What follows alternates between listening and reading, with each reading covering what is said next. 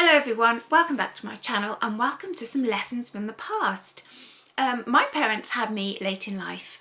They were actually teenagers during the Second World War and they were actually brought up by elderly people, and so I've had a very old-fashioned childhood.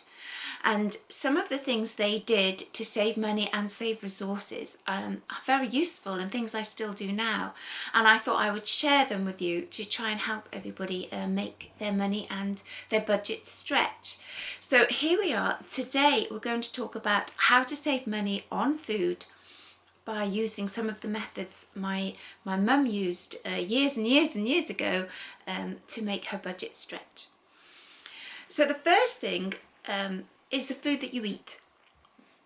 Now, when I was a child, in my old-fashioned upbringing, some people the same age as me. I know my husband, he's even older. He's a bit older than me, and his childhood was completely different. But this was my childhood, and as I say, I had an old-fashioned childhood, and I lived in a little village that seemed to be an old-fashioned village then, because a lot of the values we had, everybody else had too, so we didn't think that it was anything different. And then I moved when I was about 8 years old to the area where I live now, and things were different. So don't start saying, oh well, this must be the same age as me and we did this and this. This is just what we did in our household. As I say, my parents were a little bit older, but our village and my parents were probably a bit old-fashioned, but it worked really well. So first tip, keep treat foods for special occasions. When I was little in the village, we didn't have crisps as a staple. They weren't in your lunchbox, they weren't in the cupboard. You would only have crisps and those type of snack type things for parties and Christmas. And they would come in a big bag, and you wouldn't have individual bags, you'd have a big bag and you pop in a bowl and you just have a few each. But it was only parties and special occasions like Christmas, that was it. It was not a staple. And I have noticed crisps have gone very expensive. They're one of the things that seem to have shot up in price, and you don't actually need them. And it nowadays, everyone has a pack of crisps a day with the meal deals and everything that I've noticed. And they're a lot of money and you don't actually need them. We never had them as a kid. It wasn't a staple. The same as with biscuits and cakes. My mum would make a cake. She would do a homemade cake, and you can make a cake for a few pence really, compared to some of the bought cakes. I mean, you've got to weigh up now with the electric money, but she would always, if the oven was full, like on a Sunday when she did Sunday dinner and the oven was full, she'd always pop a cake in or a jam tart or something for in the week and use up the heat of the oven at the same time, which is a different money saving video. But for food, keep treat foods for treats.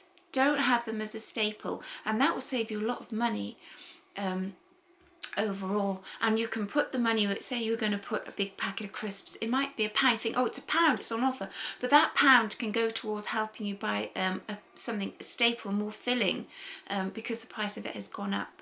So keep treats for special occasions. Make things stretch. My mum would make one joint of meat to do 15 meals, because there was 5 of us in our family and I was the youngest by a long way, so there was basically 4 adults and me. So my brother and my dad were big blokes. They were both 6'2". My brother, because he was a late teenager when I was little, he could eat horse, you know. So, but she would bulk food out and she would make meals. She'd get a joint of meat for Sunday, and we'd have some slices of meat, but you didn't have masses. You filled up on the vegetables and potatoes, the cheaper foods. My dad he had a veg patch in the garden, and a lot of food was seasonal, so you'd eat more seasonally, and so the foods that were in season were cheaper. And you'd have loads more vegetables on your plate and just a little bit of meat. And then if you were hungry at the end of the meal, you would have bread and gravy. There was always a loaf of bread on the table. So if you hadn't had enough to eat, you didn't have another load of meat. You only had what you were given. You'd fill up on bread, and the old bread, and dip it in your gravy to fill you up.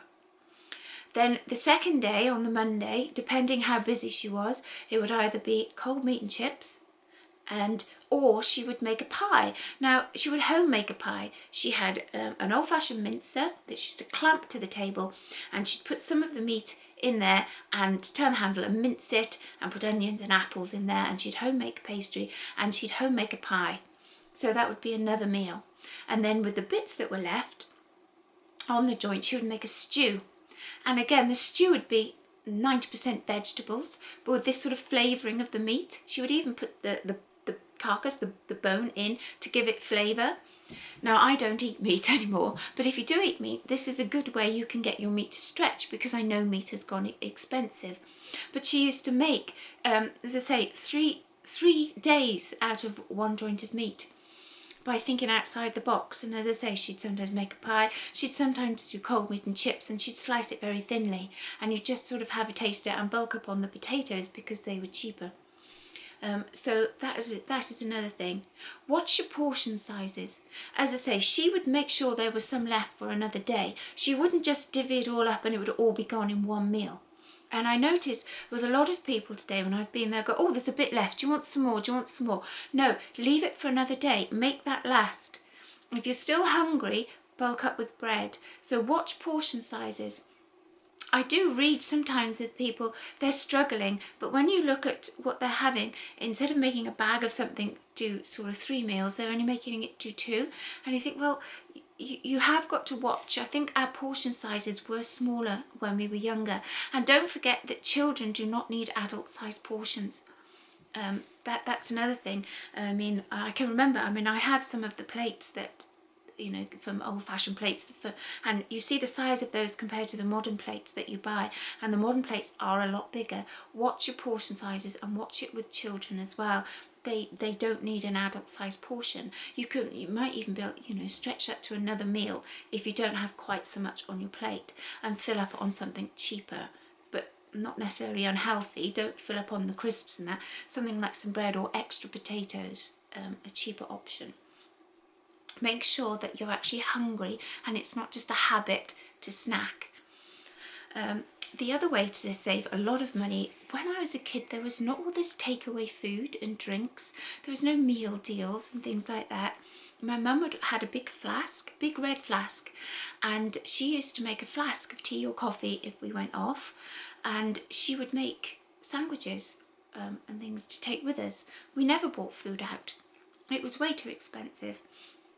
And I know I don't buy meal deals myself. Very, very rarely have I bought meal deals. They're very expensive. You could actually get enough food to do 5 days of lunches for the price of the one lunch.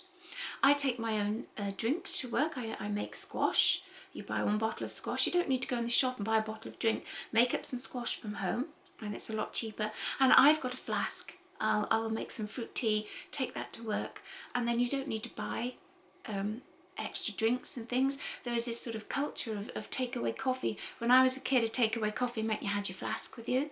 Make it from home. And people say, oh, we haven't got time. It literally takes minutes. When you're boiling the kettle, what I do is when I boil the kettle for my early morning drink, I make up my flask at the same time. That way you're only boiling the kettle once. That's another energy saving tip. And you have your drink for later, so you don't need to buy one. When I was a little girl as well, I used to take a flask of soup to school. I had there were all these little tartan flasks. Everybody had one, and they take soup to school, or you can take soup to work. And again, it's a cheap option rather than having to keep buying food when you're out and about. Take a bottle of squash with you, take a flask of coffee, and you'll be surprised how much you will actually save. And you don't have to queue. It's there, it's ready. And that was something we always did when I was younger. My parents would always be prepared. But then we didn't go off as much as I think people do these days. So it was a bit of an event. So I think they used to plan it in advance if we went off on a shopping trip or something. And then you take a picnic with you, and sit in the car, sit in the park and have that, so you didn't have to buy it. Well, that's just a few tips for today about saving some money on food. I hope they were helpful. Please try some of them out, and until next time, stay frugal.